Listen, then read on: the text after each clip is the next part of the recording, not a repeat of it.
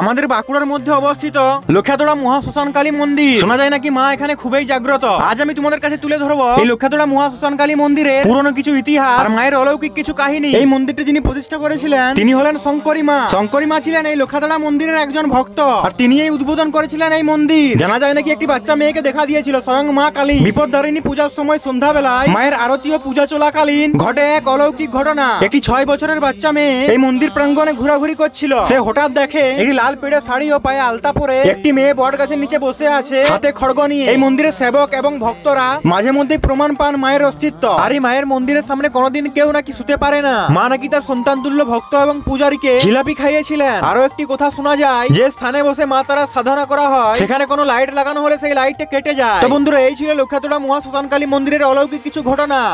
বিপত্তারিণী পূজার দিন মন্দিরে প্রচুর ভিড় থাকে।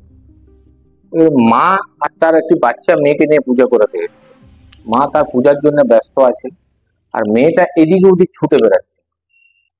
তখন ওই বটতলার ওখানটা পুরো ফাঁকা ছিল। বটতলাটা ফাঁকা থাকতে ওই মেয়েটা ছুটাছুটি করে দেখতে দেখতে ওই যখন ওই পেয়ারা গাছের ডালটার থেকে বটতলার দিকে তাকাতে যায়, তখন ভয়ে ছুটে চলে আসে। দিয়ে আমি এখানে পূজায় বসে আছি, তখন এসে করে বলছে, মা মা মা ওই বটতলার ওইখানটাতে এই জন্য কাটারি নিয়ে খুব কালো করে মেয়া, তুমি যেমন শাড়ি পরেছো আলতা পেড়া, সেরকম শাড়ি পরে বসে আছে।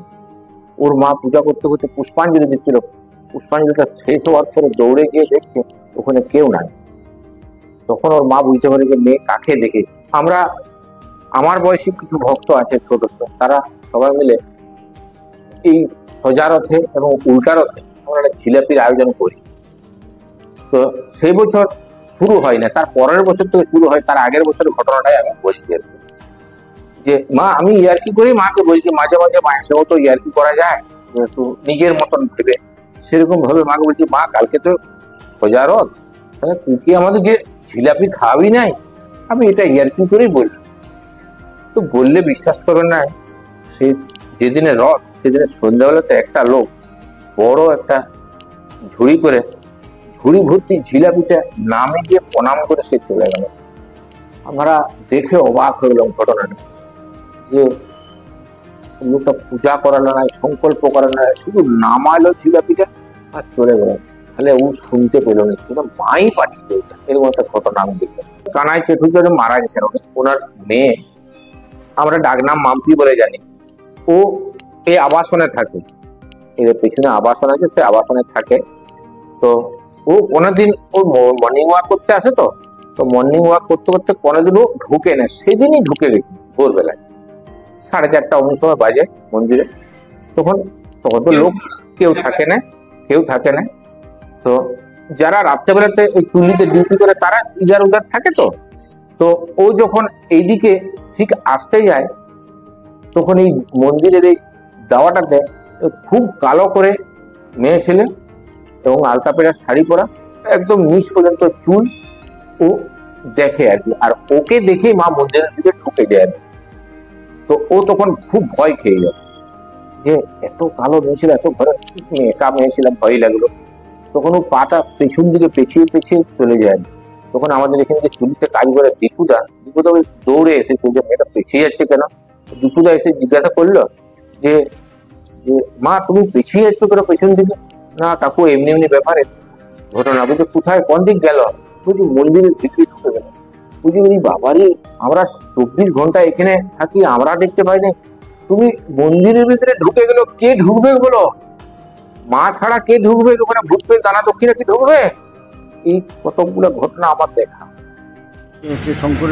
শঙ্করী মা উনি কে ছিলেন? শঙ্করী মা কে ছিলেন? মা ছিলেন লক্ষ্যাতড়ার একজন ভক্ত ছিলেন। কতদিন আগে উনি ছিলেন? উনি মোটামুটি তা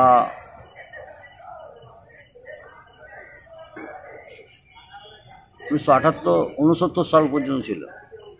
1969 সাল 1969 পর্যন্ত ছিলেন, এবং উনি এইখানে সমাধি লাভ করেছেন, তাই তো? সমাধি লাভ করেছেন, এবং উনি এই মন্দিরটির উনি উদ্বোধনকারী। এই মন্দিরটি আমরা যে সামনে যে মন্দিরটা দেখতে পাচ্ছি, সেই মন্দিরটার মেন ওপেনিং উনিই করেছিলেন নাকি? মন্দিরের প্রতিষ্ঠা উনিই করেছিলেন? মন্দিরের প্রতিষ্ঠা উনি। মন্দিরের প্রতিষ্ঠা বলতে মন্দিরটা তখন কেমন ছিল? মন্দিরটা তখন একটি মাত্র কালীমেলা একটি ঘর ছিল, সামান্য ঝুপড়ি ঘর। ঝুপড়ি ঘর ছিল। তো এখানে যে মায়ের যে মূর্তিটা প্রতিষ্ঠা করা হয়েছে ওটা দক্ষিণাকালী, তাই তো? দক্ষিণাকালী। তো কার মানে মাথায় কার এলো যে এটা দক্ষিণাকালী হবে না অন্য কোনো রূপ হবে না মা তারার রূপ হবে, সেটা কে ঠিক করলো? সেটা শঙ্করী মাই ঠিক করেছে। শঙ্করী মাই ঠিক করেছিল। এবং শঙ্করী মা একা ছিল না ওর সঙ্গে অন্য কোনো সাধক সাধিকা আরও ছিল? আরও অনেকে ছিল। আরও অনেকে ছিল। আপনি কি এই লোখাতড়া মহাশ্মশানে প্রত্যেকদিন আসেন? আমি প্রতিদিন আসা যাওয়া করি।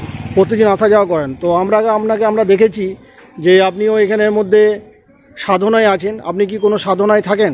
থাকি। আপনি কিসের সাধনা করেন? মা তারা সাধনা করি। আপনি মা তারার সাধনা করেন।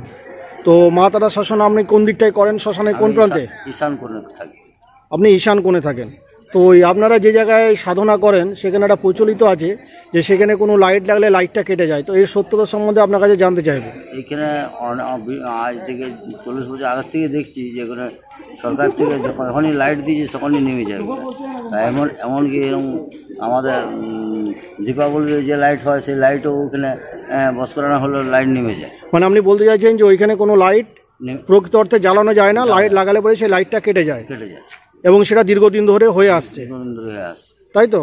এবং আপনি প্রত্যেকদিন মোটামুটি কতক্ষণ এই শ্মশানের মধ্যে থাকেন? মোটামুটি আমি এখন মোটামুটি সন্ধ্যা 6টার থেকে রাত্রে 10টা 11টা পর্যন্ত থাকি।